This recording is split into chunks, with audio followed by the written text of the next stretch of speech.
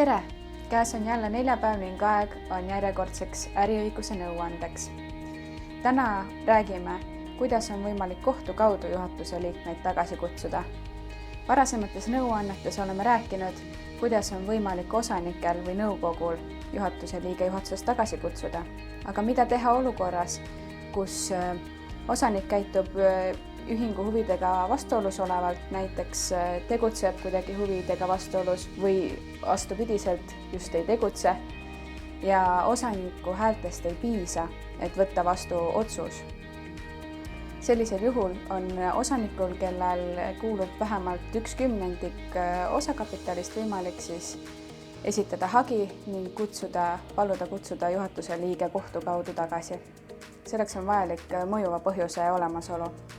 Kohtupraktikas on selgitatud, et selliseks mõjuvaks põhjuseks saavad eelkõige olla siis äriühingu huvidega seotud põhjused. Näiteks peab olema siis juhatuse liige käitunud oluliselt vastuolus äriühingu huvidega, osanike vaheline koostöö on muutunud võimatuks ning see toob siis kaasa endaga oluliselt negatiivsed tagajärjed või majandustegevuse lõppemise. Aitäh! Kohtumisel järgmisel neljapäeval.